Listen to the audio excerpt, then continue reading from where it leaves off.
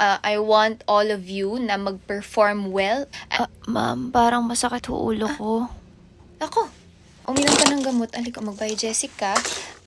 Umuwi ka na. Ano ba masakit sa'yo? Para ka ba lalagnatin? Pero paano ho yung project? Hindi mahalaga sa akin yun.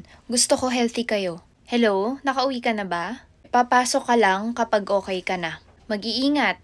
Ma'am, ako na po muna yung toka habang may sakit siya. So, nabook ko na po yung meeting rooms natin. Nagawa ko na rin po yung presentation. Tas kaya ko pong pumunta sa field mamaya para asikasuhin yung nasa site. Iba talaga yung gising ko today. Talagang, ano pang kailangan nyo? Dami kong nasulat.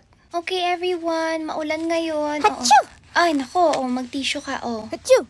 Magtubig ka. Ako bahala sa'yo. I-distribute ako ng mga gamot. Ako din, I'm sick. Hindi, wala ka namang sakit eh. Sick of this distance between us. Tigilan mo ako. So, pupuntahan po natin yung site, yung race kasama ng mga employees para dun sa fun run. And then, boss. Kaya ba natin lahat yan? Ay, laban lang, boss. Ikaw pa. Parang sasakit ata katawan ko dyan ah. Sakit ng katawan? Para kanino? Ang lahat ng hard work mo, boss. Sa pamilya ko. Para sa pamilya mo, ganun. Masakit na katawan? Ako bahala sa'yo, bossing.